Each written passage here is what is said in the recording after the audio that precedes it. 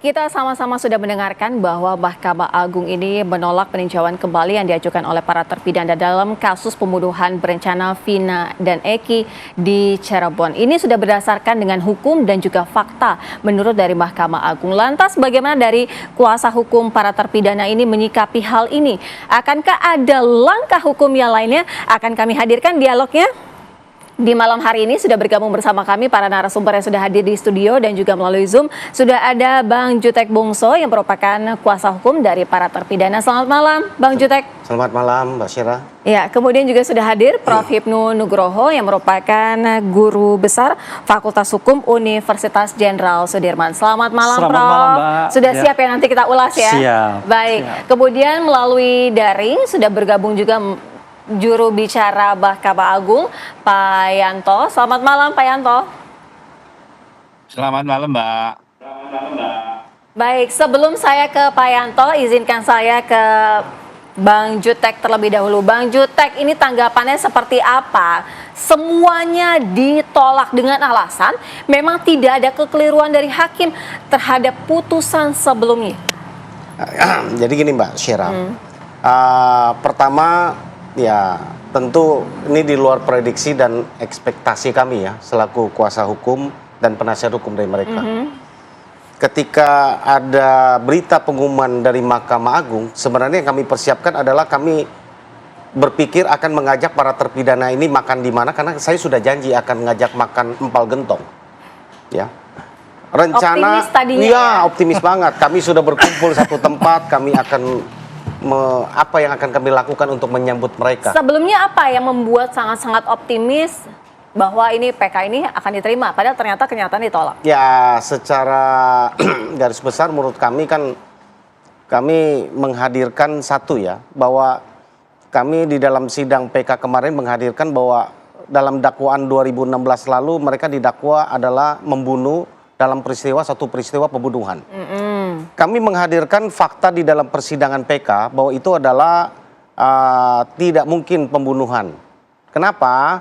Karena di dalam dakwaan pembunuhan itu ada katanya luka tusuk, itu pisaunya tidak pernah dihadirkan, luka tusuknya itu tidak muncul di dalam visum, itu satu. Yang kedua, jeda waktu. Jeda waktu ini menurut kami kalau itu dilakukan pembunuhan seperti dakwaan pada 2016 lalu, itu tidak mungkin terjadi. Oleh karena kami menghadirkan ada ekstraksi handphone percakapan Vina dan Widi, ya. Di dalam dakwaan 2016 mereka didakwa melakukan perbuatan itu mulai dari pukul 21.30 sampai 22.30, ya. Ternyata bahwa 22.10 itu Widi dan Vina itu masih bercakap-cakap lewat telepon, ya. Lalu pukul 22.14 itu mereka masih SMS-an. Dan ekstraksi handphone Vina itu sudah dilakukan, tapi ekstraksi handphone Widi itu tidak dilakukan. Itu dilakukan waktu tahun 2016 tapi tidak dimunculkan dalam persidangan. Ya, lalu ekstraksi handphone Widi kami lakukan, kami tahan ahli itu 2 minggu ada di Cirebon. Ternyata kami hadirkan, ternyata cocok jamnya. Tetapi untuk kata-katanya itu ada sesuatu yang dihilangkan di tahun 2016. Ya, atas seizin majelis, dan itu kami hadirkan. Menurut kami walaupun tidak ada kata-kata yang bisa dihadirkan karena sudah dihilangkan menurut Bang Jutek begitu. Bukan, ada kata-kata yang dihilangkan di tahun 2016. Iya, missing link-nya di situ. Ya, missing-nya di situ. Yang lengkap adalah yang kami hadirkan secara dalam lengkap. hasil ekstraksi yang terbaru ini. Ya, artinya ada kebaruan, kebaruan signifikan ya.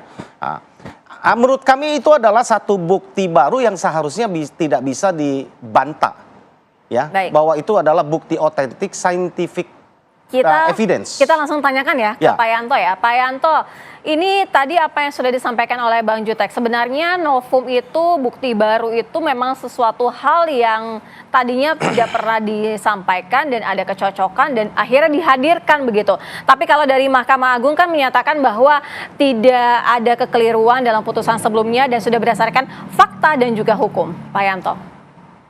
Ya, jadi begini, kalau saya selaku jubir yang juga sebagai hakim agung itu kan terikat untuk tidak mengomentari sesama putusan hakim agung. Selaku jubir hanya menyampaikan isi putusan kepada publik di mana dalam putusan PK tersebut yang sudah dijatuhkan oleh majelis hakim yang saya bacakan kemarin, itu amarnya intinya menolak permohonan peninjauan kembali para terpidana, ya seperti yang saya sampaikan kemarin. Pertimbangan majelis dalam menolak permohonan PK tersebut antara lain tidak terdapat kekilapan judek fakti dan judek yuris dalam mengadili para terpidana, ya, dan bukti baru atau novum yang diajukan oleh para terpidana bukan merupakan bukti baru sebagaimana ditentukan dalam pasal 263 ayat 2 KUHP huruf A KUHP. Itu pertimbangan majelis hakim yang mengadili PK tersebut, Mbak. Jadi saya menyampaikan isi putusannya seperti itu.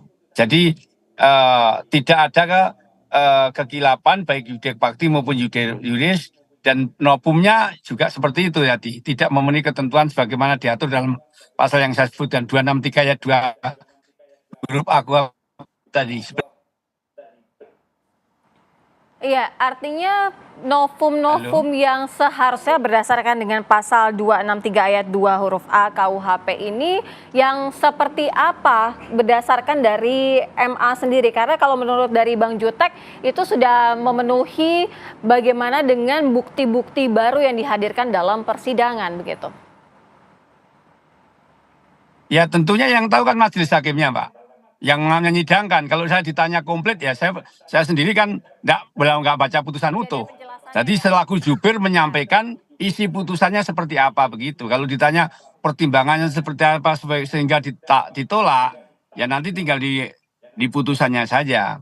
Kalau saya sendiri ya baca secara utuh, saya bukan majelisnya. Jadi intinya berdasarkan register tadi, kemudian pidana, intinya seperti itu bahwa ternyata permohonan PK-nya ditolak itu. Seperti itu dengan apa alasan yang tadi bukan novum dan tidak ada kekilapan gitu. Kalau ditanya secara detailnya saya saya nggak saya belum baca secara detail gitu. Ya, seperti itu. Baik, kita juga akan mendalami ya, Prof, sebenarnya seperti apa sih yang dikatakan bahwa seperti yang disampaikan oleh Bang Jutek itu memang sudah sesuai dengan novum gitu ya, bukti baru. Tapi berdasarkan dengan putusan MA itu tidak ada kekeliruan hakim dalam putusan sebelumnya dan juga sudah sesuai dengan fakta dan hukum yang berlaku. Tapi dijawabnya nanti Prof ya. Kita harus jeda terlebih dahulu pemirsa, jangan kemana-mana, kami segera kembali dalam program Apa Kabar Indonesia Malam.